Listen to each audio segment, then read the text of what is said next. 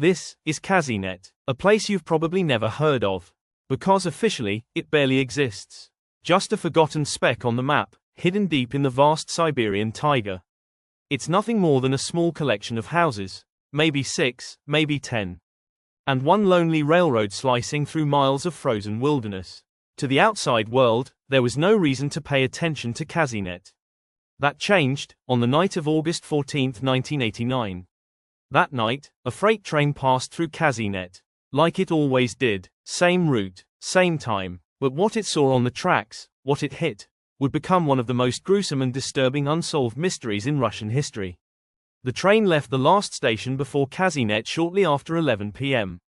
The landscape was pitch black, the moon only a sliver, and the air below freezing. As the train rounded a bend near Kazynet, the conductor noticed something on the tracks. At first, it looked like a pile of debris. Then, maybe logs. But as they drew closer, the realization hit. It was bodies. Human bodies. Dozens of them. Some were laid directly across the rails. Others, piled together, like a mound. Unmoving. Dead. The conductor slammed the brakes. It was too late. The train thundered forward, skidding along the icy tracks. Screaming steel. Sparks. Silence. It took nearly 30 minutes for the train to fully stop. And when it did, the crew radioed for help. But it would take hours for authorities to arrive. This was rural Soviet Russia, and Kazynet didn't have phone lines. What they found in the early morning light was a scene so horrifying, the original investigation files were classified for years. A total of 22 bodies were found. All of them appeared to be young men, aged between 18 and 25. Many were wearing military uniforms. But none of them had identification. Even stranger, many of the bodies showed signs of trauma before the train hit them. Bruises, lacerations, some had their hands tied. Others were missing tongues. There was no blood on the ground, no footprints in the snow, and no sign of a struggle nearby. It was as if the bodies had been placed there, calmly, deliberately, and then left for the train to destroy. The KGB arrived within 24 hours. They sealed off the area. Locals were warned not to speak. And just like that, the entire incident was erased from official records.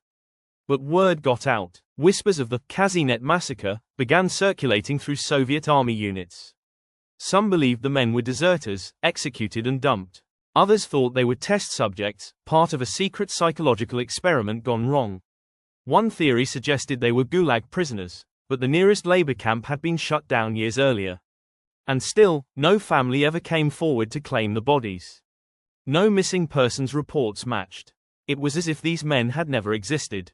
Years later, after the fall of the Soviet Union, a few details leaked to journalists and researchers. One investigator described an item found near the scene, a torn page from a notebook. The words scribbled on it were barely legible. But one sentence stood out: "We were never meant to leave. They're watching us even now." Another strange fact: the railway signal near Kazynet had apparently been disabled that night. The conductor had no warning. And then there's the weather.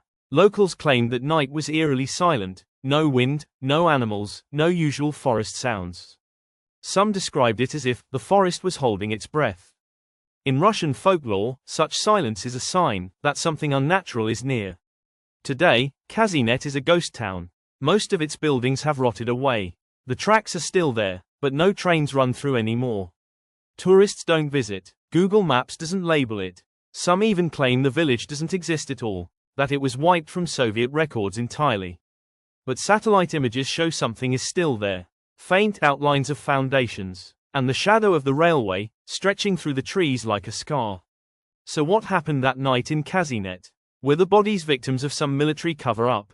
A failed experiment? A ritual? Or something even darker? Something we aren't meant to understand? No one knows. And maybe we're not supposed to. What we do know is that something terrible happened in those woods.